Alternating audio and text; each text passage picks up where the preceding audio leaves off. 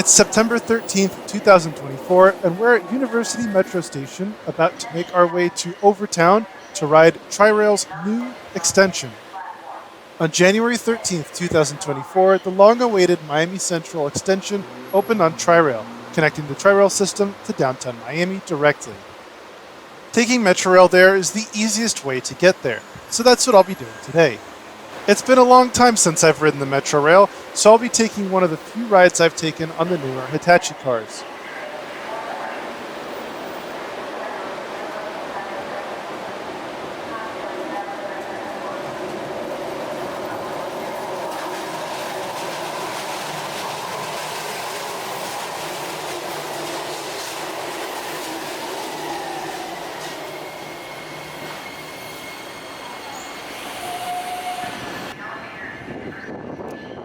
After a quick ride to historic Overtown Lyric Theater, we get out and make the short walk to Miami Central Station. The walk is about 5 minutes. I find it kind of weird that Metrorail didn't make some kind of a better entrance, since the entrance is on the opposite side of the Miami Central Station, so you have to walk around the entire Metrorail station to get in. Either way, this is the entrance and the lobby to the Miami Central Station, which is run by Brightline. Brightline is a private passenger rail operator that started service in 2018. Brightline has since expanded all the way to Orlando, with intermediate stops in Fort Lauderdale, Aventura, Boca Raton, and West Palm Beach. Brightline's popularity has exploded. To say it's successful would be an understatement, with trains leaving crowded. It runs a more than hourly service out of Miami over to Orlando, providing a really good rail connection between the two cities. I've filmed here many times before, including on the opening day of the Miami Central Station in 2018. I'll link that video above.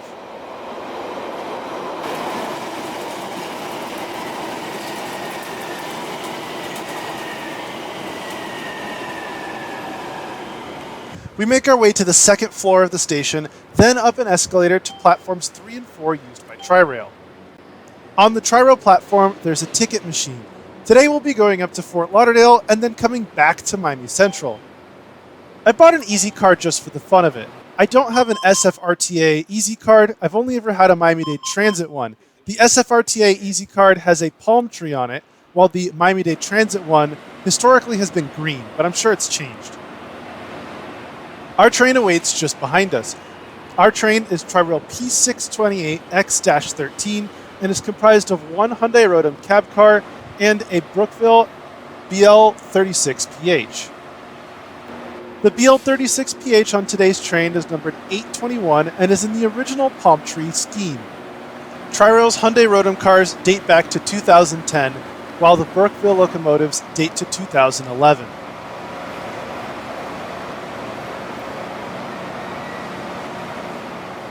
Above the train is one of the 2 apartment towers, which were constructed as part of the Miami Central scheme.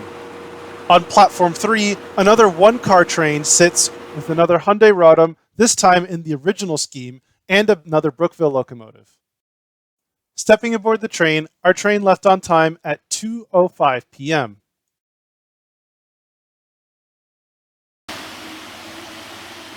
Tri-Rail has 2 types of rolling stock, Hyundai Rotems and Bombardier cars. The Bombardier cars dating back to the system's opening in the 1980s. The Hyundai Rotem cars have tall back chairs in an airline configuration. Seats do not have any power or outlets next to them and have no tray table. The Hyundai Rotem cars on Tri-Rail are almost identical to the cars run by Metrolink in Los Angeles.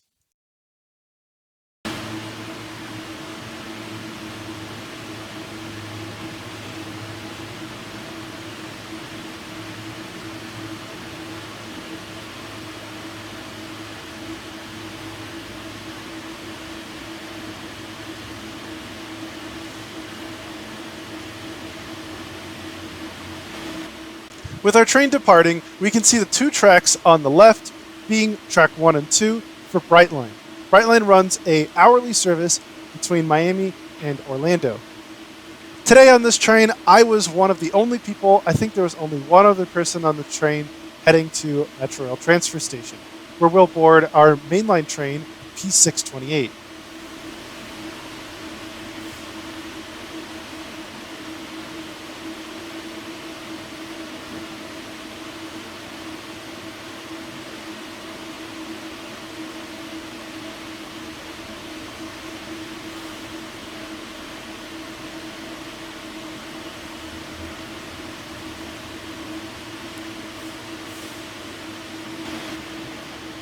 When we leave the station, we are on the Florida East Coast Railway.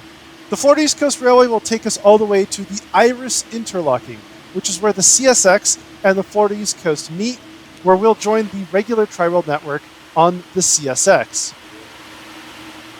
Looking to my right, I did find one of the few seats that did have a power outlet.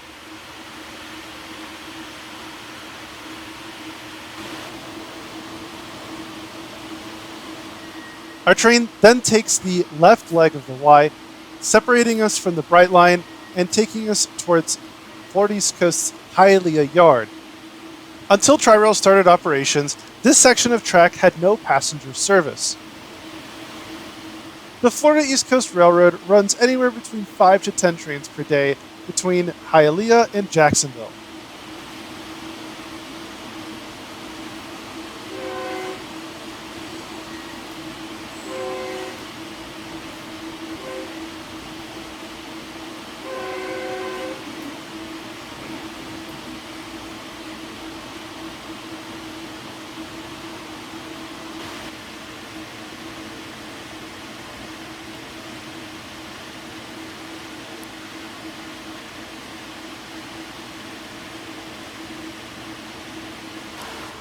At Iris, we take a brand new connection track, which takes us from the Florida East Coast onto the CSX Railroad. The tracks are technically owned by SFRTA, the managing agency for Tri-Rail.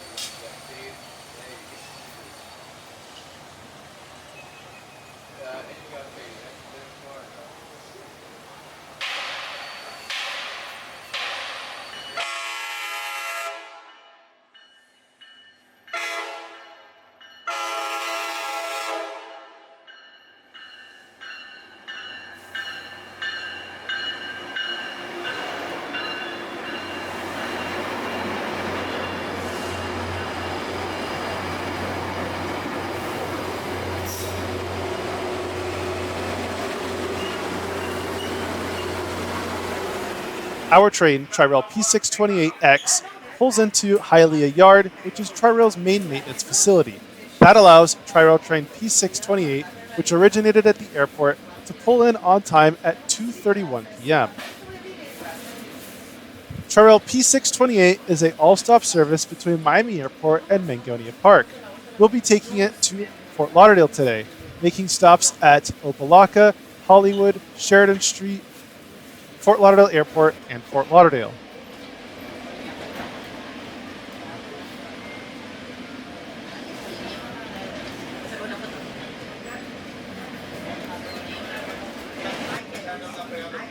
If you notice from the first clip, we're now on board one of Tri-Rail's Bombardier cars, which still don't have outlets and are original to the system.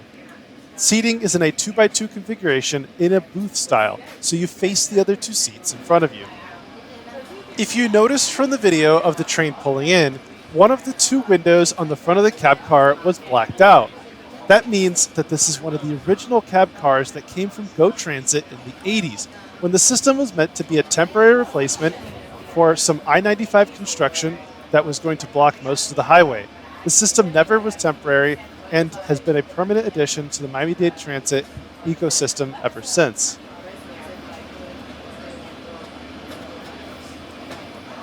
Just before Fort Lauderdale, we pass over the New River Flyover, which is pictured here. The New River Flyover replaces a drawbridge, the drawbridge still in use for freight trains.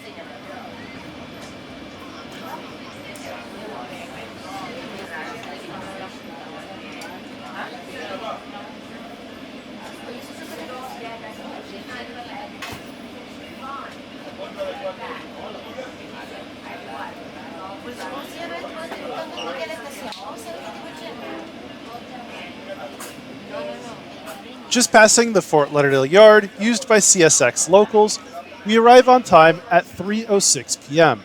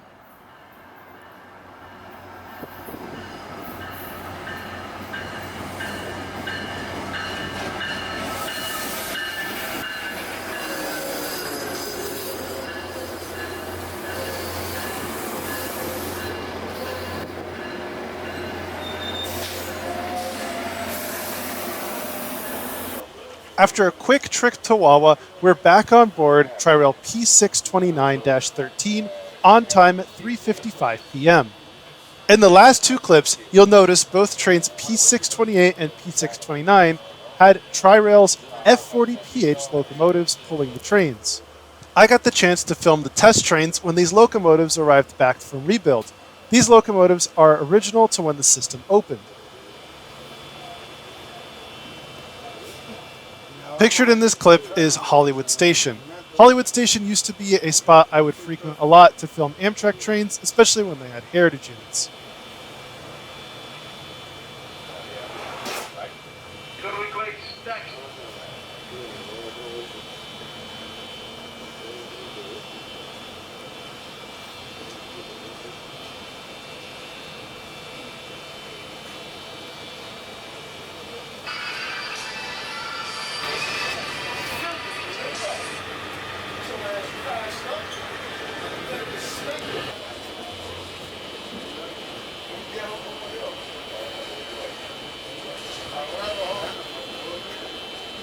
Pictured here is Hialeah Yard.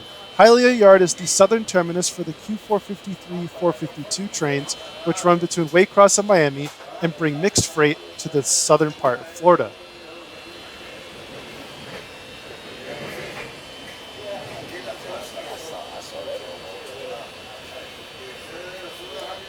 The southern part of the yard serves as Tri-Rail's maintenance facility, where you can see a mix of old and new paint scheme as Tri-Rail converts the paint scheme of its cars into its new livery. Just south of the Tri-Rail facility is Amtrak's Miami Station, which is home to the Silver Star and Silver Meteor at the time, now also home to the Floridian.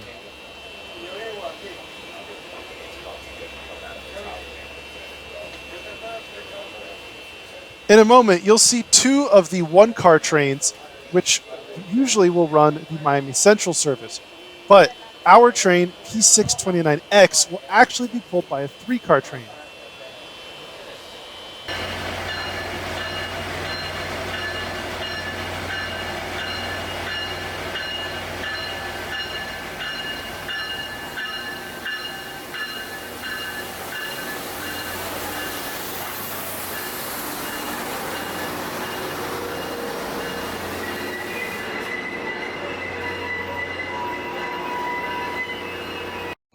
P629 arrives on time at 4:30 p.m.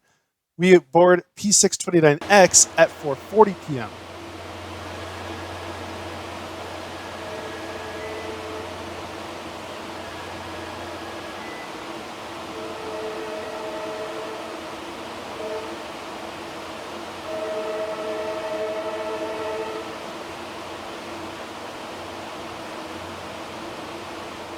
When we left, P629 was holding for a northbound train which could not get onto the station because we were departing.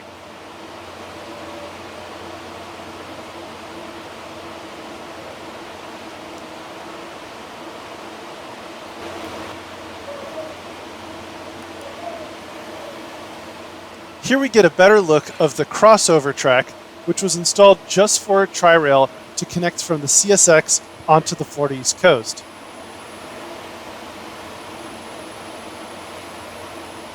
The Florida East Coast dispatcher will hold us here briefly, then allowing us to proceed onto the main line. Tri-Rail's extension now provides a real station for Tri-Rail in the city of Miami. Previously, the closest was the Miami Airport, which opened in 2015. It's clear Tri-Rail is still trying to figure out a service pattern that makes sense for this section of the line. Tri-Rail is running a approximately hourly shuttle train, which takes the 20-minute ride between the Metrorail transfer station and the Miami Central Station. Tri-Rail also offers one morning train and one evening train, which service express trains between West Palm Beach and Miami Central, making stops only at West Palm Beach, Boca Raton, Fort Lauderdale Airport, and Miami Central, which is an hour and a half between West Palm Beach and downtown Miami, which definitely beats I-95, which would be about 2.5 hours at that time. Additionally, that time mostly matches Brightline probably being about 15 to 20 minutes faster, but Tri-Rail is around $9 while Brightline can be anywhere between $20 and $30 for the same trip. The Miami Central extension started operation on January 13th, 2024, but it's 7 years delayed since the Miami Central station started operation with Brightline on May 19th, 2018. In 2021, it was discovered that the platforms were too narrow for the Tri-Rail trains, meaning the steps on the Tri-Rail trains would end up clipping the platform edge on the Miami Central station. This delayed opening to 2024, finally connecting the Tri-Rail system to downtown Miami. On this day when I filmed, almost nobody was using these trains. There was one person on my train out towards Fort Lauderdale, and on the way back, I was the only person aboard the train. That being said, the reason this train is 3 cars, with 2 Bombardier cars and 1 Hyundai Rotem car pulled by a Brookville locomotive, is because this will become X302. X302 is the express train running between Miami Central and West Palm Beach during the rush hour. I did see a number of people on the platform boarding X302. It seems like it would be a great service if you lived in West Palm Beach or Boca Raton, since it would save you probably about an hour on the highway.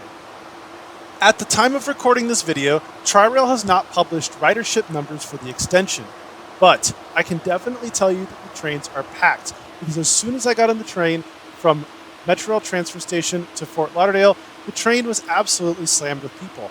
And on the way back, I was lucky to find one seat next to the window. It's clear that Tri-Rail is getting really popular, since they did post a ridership record of 4.5 million rides in the 2024 to 2025 fiscal year. This time, our train pulls into track number 3.